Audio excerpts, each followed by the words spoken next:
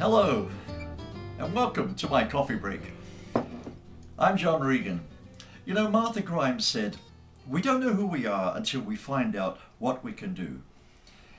And I really believe that. For some time I've been making an intensive study now of who I am and what I'm doing here. You see, I was born in the slums of London in the middle of a war, the Second World War. And we were bombed out twice during the Blitz, left with nothing but the clothes we were literally standing up in. And we weren't alone, of course. All our neighbours and the friends around us were just literally happy to be alive as we struggled in the death and destruction that was wartime England. And I don't suppose you could call us working class because there wasn't any work. My mother had to struggle to raise 5 children because her husband, my father, had a run-off with a younger woman that he'd met in Germany while serving in the army over there. Puts another slant on the line active service, doesn't it? And so it wasn't the best of starts. As children we were almost feral. Our playgrounds were the bombed out houses and piles of rubble and destruction that had been left behind by Hitler's Luftwaffe.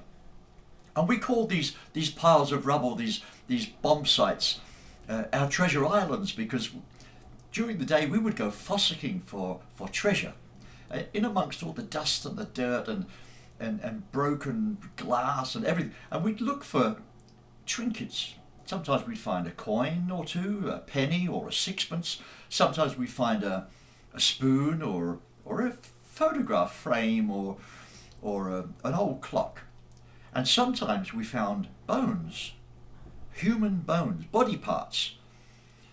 And this we had to, of course, report to the police, but it was always exciting as we watched the recovery units digging around in our playground to try and find bodies and pieces of bodies that had been left behind in the original searching. And so we grew up almost feral, and for the best part of my life, I suppose the first part of my life, I really just existed, merely existed. I just drifted from job to job with no direction. You know, they say if you don't know where you're going, any road will do. Well, that was me. I was a drifter, and so were my friends. And as the time went on, I did lead a slightly more extraordinary life than many of my friends. I became a good actor, became a good musician, and later on in life I became a good artist, oil paintings.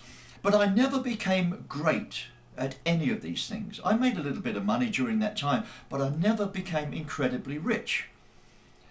And neither did my friends. And then later on in my life, I suppose it was the last third of my life, I began to meet and be influenced by some great and successful people. People who enjoyed every day that they lived, doing what they wanted to do, going where they wanted to go, having what they wanted to have, and becoming who they wanted to become. Rich and successful people who stood out from the rest of us like Superman or Superwoman. And I wondered, what was it? How did they do this? What was their secret? And I was particularly interested in people who became rich and successful, who started off from humble beginnings like I did. And I recall reading about a little black baby who was abandoned at birth on the floor of a derelict building in Chicago, who was adopted by a single mum living in the ghettos of Chicago. In his early childhood days, he was declared eligibly mentally retarded, and in his younger school days, he was forced to study in a classroom with children 3 years younger than himself. And that man went on to become a millionaire, and he's now one of the finest motivational and inspirational speakers in the world. His name is Les Brown, and he became my mentor. And so I studied all these guys. I read all their books. I went to seminars on personal development. I studied the lives of these motivational gurus, all in an attempt to find out what it was that made them rich and successful. And then one day I heard a guy called Bob Proctor speaking at a seminar, And he gave me the answer to the question I'd had for many years. He'd been searching for this same answer for nearly 9 years. And when he found the answer to this question, within 24 months he became almost a millionaire. And the question was, how is it that only 5% of our entire population own almost all the money in the world? You know, that 5% are worth more than all the other 95% put together. And did you know the answer he gave me? The answer he gave me was so simple, it was so straightforward, it was almost unbelievable. The answer he gave was, the rest of us are programmed to settle for less. We are programmed to settle for less. And in most cases, our parents and their parents were settlers for less too. So, programmed in the negative. You know, money is the root of all evil. Money doesn't grow on trees.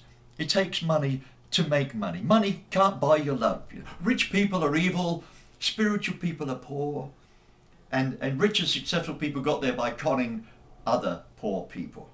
You know, all these negative phrases that we hear to justify why we live in mediocrity. We become experts in denial.